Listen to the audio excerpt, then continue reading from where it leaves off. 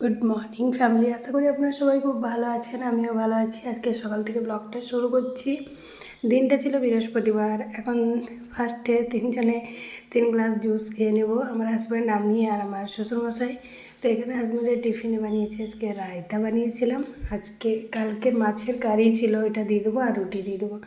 আটা মাখা আছে, ফটাফট করে সকালের কাজগুলো করে নিই। বৃহস্পতিবার বলে পুজো আছে, ওই জন্য তাড়াতাড়ি সব কাজ করতে হবে। ডাল এখানে চাপিয়ে দিয়েছি, একটুখানি বাসন আছে ধুতে হবে। আর বিনস আলু ভাজা দিয়ে আমরা সবাই রুটি খেয়ে নেব। এদিকে উঠানটা পরিষ্কার করে ধুয়ে গাছে জল দিয়ে দিলাম।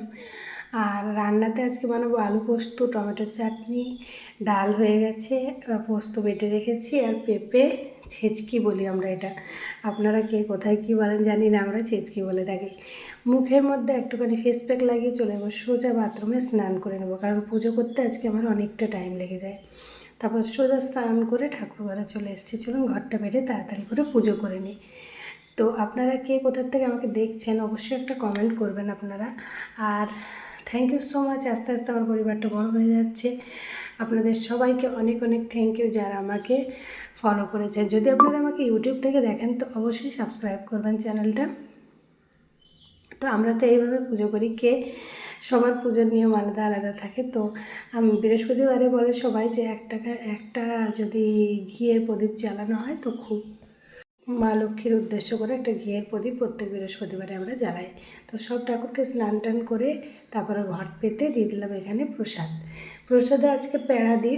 সব দিন আলাদা আলাদাই থাকে, যেমন শনিবার আর মঙ্গলবার লাড্ডু দিই, আজকে প্যাড়া দিই। আর দোল পূর্ণিমায় নিশি নির্মল আকাশ, মন্দে মন্দে বইতেছে মলয় বাতাস, লক্ষ্মী মায়ের লয় সাথে দেবনারায়ণ, মলয় পর্বত বসে করি আলাপন।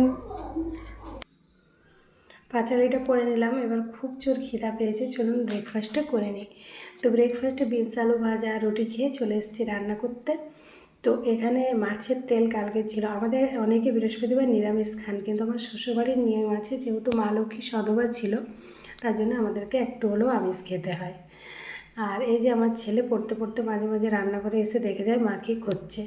বিকেলবেলা হাজব্যান্ড তাড়াতাড়ি চলে এসেছিলো, তো একটুখানি ছোলা আর যেটা আমি দিই ছোলা আর মুগ ভিজিয়ে, ওটা না খেয়ে ওটাকে মেখে দিলাম। মেখে দেওয়ার পরে আমরা দুজনে বেরিয়ে গেছিলাম একটুখানি বাইরে বাজার করতে, কারণ আমার অনেক সবজি ছিল না। তো বাজার করে নিয়ে আসলাম, বাজার করে এনে ছেলেকে পড়তে বসিয়ে দিয়েছি। আর রাতের আজকে মেনুতে আছে ভেন্ডি মশলা বানাবো। ভেন্ডিগুলো ভালো করে ধুয়ে নিলাম, নিয়ে এসেছি ভেন্ডিটা। তো আপনারা কোনোদিন ভেন্ডি মশলা বানিয়েছেন কি না? অনেকে অনেকভাবে ভেন্ডির তরকারি বানান, আমি এমনিভাবে ভেন্ডি মশলা বানাই। এমনিভাবে ভেন্ডিগুলো কেটে নেব, পেঁয়াজ দেবো, টমেটো দেবো আর ম্যাগি মশলা দেবো, দারুণ লাগে খেতে। একটু জিরা দিয়ে পেঁয়াজগুলো ভেজে ভেন্ডিটা হালকা হাতে ভেজে নেবেন, টমেটো নুন হলুদ দিয়ে ম্যাগি মশলা দিয়ে নেড়ে চেড়ে নামিয়ে নিলে দারুণ লাগে রুটির সাথে খেতে। আর এমনিতে ভেন্ডির তরকারি আমার বাড়ি কেউ খেতে চায় না, আর এই ভেন্ডি মশলাটা করলে আমার হাজব্যান্ড শ্বশুরমশাই দুজনেই খায়। ছেলে তো সবজি খায় না, যারা আমার প্রতিনিয়ত ব্লগ দেখেন তারা জানেন। তো এটা বানালাম কারণ কি রাত্রেবেলাতে আর কেউ আলু পোস্ত বা ডাল দিয়ে তো আর রুটি খেতে পারবে না।